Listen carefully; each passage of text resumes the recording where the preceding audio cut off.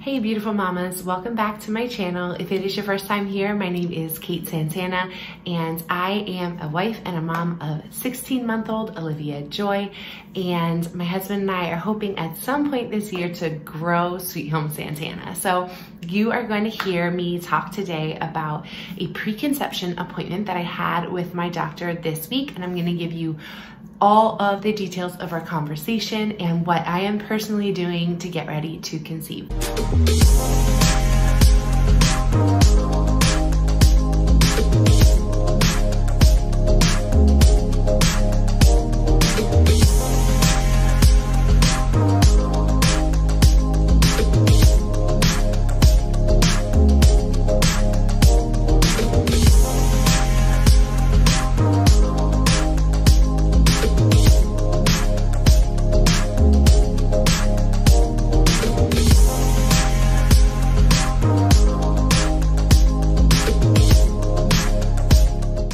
Hey guys, so I'm in the parking lot and I'm holding the phone down because there's a woman next to me, like right over there, who's sitting in her car eating a sandwich. Like, go inside. I don't want her to see me making a video because I'm just a little, I don't know, shy, but I am about to go into a preconception appointment. So we did not plan Olivia. We've never planned a pregnancy in our marriage. And so this is the first time we're doing it. And so like I'm going all out and meeting with my OB, and I have a list of questions for her. So I'm going to tell you guys what she says afterwards and give you the lowdown, the real talk on everything that we talk about in our preconception meeting. So I will catch you guys soon. About to go in.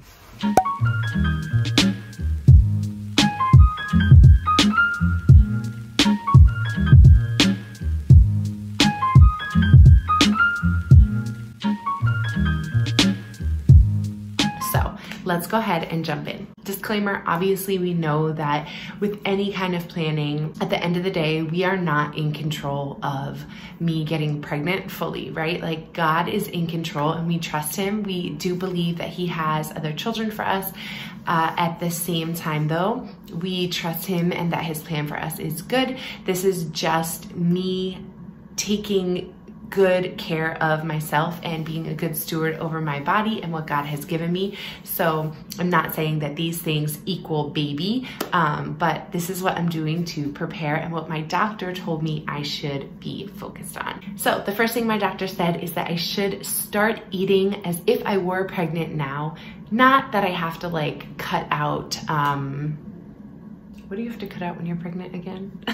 It's been so long, I forget. Like unpasteurized stuff and things like that. But I should be eating healthy as if I am pregnant, eating organic, like eating healthy, good foods, high protein, low sugar, things like that. She also said I should be taking a high quality prenatal with folate, and I should be getting at least 200 IUs, I think it's called IUs, of vitamin D a day. So that's it as far as supplementation goes.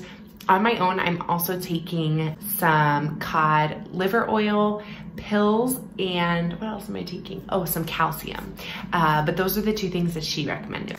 So I had originally made this appointment because I thought that maybe I needed some blood work, but the number two thing that I learned coming out of this appointment is that the blood work is not recommended or needed by my doctor right now. She actually said that we should just start trying, and if we try for 6 months and are not able to get pregnant, then we can go the route of the blood work. But she just said you don't want to find something that kind of like freaks you out or whatever, just start trying and we will deal with blood work down the line if we get to that place of needing it. But right now there's no blood work that she feels we need to run. Number three, and this actually could have been number one because it was sort of my biggest concern and why I went to my preconception meeting. So when I was pregnant with Olivia, my first trimester, I was at a different OBGYN and they did ultrasounds, obviously, and they did say that there were cysts on both of my ovaries, or the appearance of cysts on both ovaries. And then after Olivia was born, there was 1 month where I started doing intermittent fasting, and I actually was like cramping in the middle of the month and had some mid-cycle spotting. So I went in and got an ultrasound and they found again the appearance of cysts on both ovaries. I actually met with a midwife who is no longer with the practice, thank God, because I've heard horror stories about her. This was the only time I had ever met with her, and she basically told me, you have PCOS. And when I came home and we started researching it, my husband and I were kind of like, I don't think you really have PCOS. Like, you don't have any symptoms except for this. But this woman had told me this, and so in the back of my mind, I had just kind of like filed it back there as I probably have PCOS, but I don't really know if I do. Like, we didn't even tell anyone really that I had it because we just didn't feel like it was real. But I wanted to have this preconception meeting because I wanted to hear from the doctor, like, do I have PCOS? Are you concerned about that causing infertility? Are you concerned about these cysts on my ovaries potentially making it difficult for me to get pregnant? And she basically like laughed and was like, let me clear up what this woman told you. I'm sorry, like, she gave you false information. She was like, one ultrasound is not enough to diagnose you with PCOS. She's like, you don't have PCOS. You don't even have cysts on your ovaries. You have follicles, and it's giving it a cyst-like appearance on an ultrasound. Those follicles are basically there because there were some months when your ovaries did not release an egg. And she said it could have been for various reasons, like an extreme change in your diet or breastfeeding or whatever. Like, those alone are not concerning to her at all. And she feels that because it was very easy for us to get pregnant with Olivia, in fact, we were trying not to get pregnant and we got pregnant with Olivia, she doesn't think that I will have any issues. And she basically gave me like a clean bill of health when it came to my ovaries. So that was such a huge answered prayer. Thank you, Jesus. And I'm super excited to have that sort of like nagging in the back of my mind, thinking that maybe I have this, that it can be gone, and I got that cleared up. So that was the third thing, but it was really the number one thing that brought me like a lot of joy coming out of this appointment. Okay, so number 4, I asked her about having a baby during flu season. I really don't want to have a baby during flu season. Like, it scares me to have a newborn around when flu is running rampant. So I asked her about that. She said, yes, I'm not gonna lie, it does kind of suck, but if you just make everyone around you get a flu shot and you're really careful with who comes over and whatever, like, you're probably gonna be fine. If baby's nursing as well, that's extra protection for him or her. So she also told me that flu season now runs from like October to May. So I'm really cutting down the number of months in a year that I would want to have a baby if I'm saying like no flu season at all. So I think I've sort of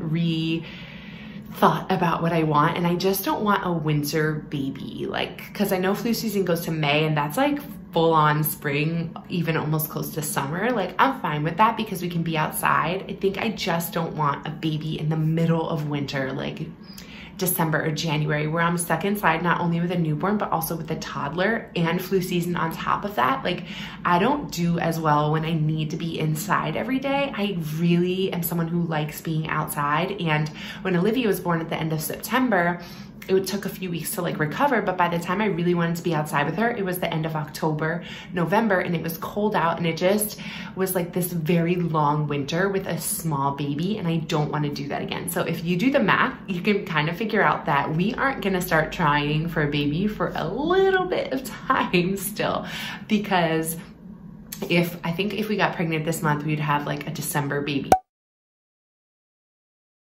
Some months to go here to get out of like winter due dates. So you're probably not going to hear me talk after this video about babies for quite a bit of time, but we'll eventually talk about it again, God willing, if we get pregnant later on in the year. So number 5, I was concerned about my age. So if you read online, it says one should 35 your advanced maternal age, or you are a geriatric pregnancy. And basically my doctor kind of like laughed at that as well. I'm 36 years old, and she said like, your age is not concerning me at all.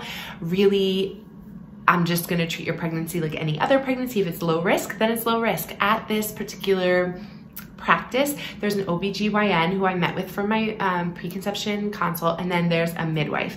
There's a new midwife now, not this one that told me I had PCOS. So previously, when I was pregnant with Olivia, we saw the doctor and we saw the midwife alternating appointments, and then when it came time to give birth, the midwife is actually who delivered Olivia because I was a low risk pregnancy. And I'm actually gonna link up here my birth video with Olivia in case you're interested in hearing. It was a totally natural birth, which I attribute a lot to the practice that I went to. I love them so much, and they really encourage and help women get or achieve a birth that's unmedicated without Pitocin or without an epidural.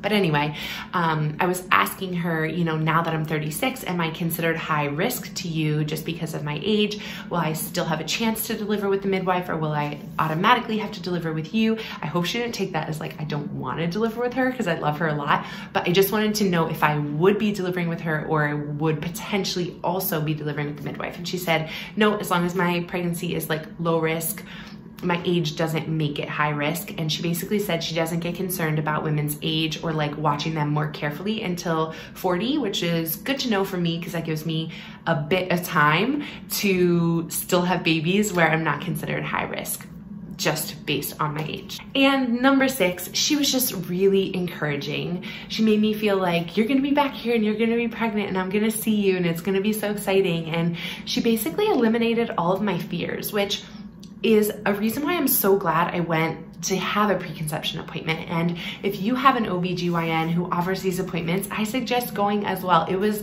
inspiring to be there. I love my practice. I also think if you're not sure if this is your first baby, or if you didn't really like your OBGYN for your first or second baby, try to find someone who is more nurturing. This office, as you could see in the clips, is very homey. It's very nurturing. It's very like lovely and comforting, and it's not cold, it's not sterile, it's not clinical. And I kind of fear eventually, like if we move or whatever, if for some reason I can't go to this doctor, I fear the like clinical OBGYN office, because I've had such a wonderful experience at this homey office where I really feel nurtured by other women who are mothers, who are doctors, who are doulas, who are midwives, who are lactation consultants. Like, it's just a place where you are nurtured as a woman who wants to have a baby, or as a woman who already is a mother. And I think that is so important, because especially going into trying to conceive in a few months, I really don't want to go into the process with any fear. I want to go in believing that we'll be pregnant, believing that God's will be done for us, and that it will be beautiful, and just not that like I have all these things holding me back. She really made me feel like there's nothing holding you back. Like, go try and make a baby, and we will see you soon. And I just left feeling really good about that. She also told me, and this was really exciting because it didn't happen in my first trimester last time, that they will bring me in as soon as I have a positive pregnancy test. I can go in at 6 weeks to have a blood test and an ultrasound to confirm the pregnancy. A lot of places won't bring you in to 8 weeks, 10 weeks, even like 11, 12 weeks, I've heard, for your first ultrasound. So it would be really assuring to be able to see the baby, or at least the gestational sac, at 6 weeks. So I'm really excited about that when it happens, you know, in the future. So I hope that this was informative for you, and now you know what a preconception appointment actually is. I talked to a lot of people about going to this appointment. They're like, what is that? Is that even a thing? So it was just a really great chance for me to talk to my doctor to make sure that I'm in good health, which she said I'm, you know, my body weight is good and all those things as well. My blood pressure is good, etc. So she really just gave me the okay to start trying whenever we want to start trying. So this will be the last time I talk to you guys about pregnancy, I think, for quite a few months. But go ahead and leave me a comment in the comments down below if you have any questions at all about preconception, about trying to conceive, about pregnancy, about our second baby, God willing, etc. Go ahead and leave me a comment, and don't forget to subscribe so you can follow along on this journey. And when we are pregnant, we can post about it and you can follow along on that journey as well. I really appreciate you guys. I love you guys, and I'll see you in the next video. Bye.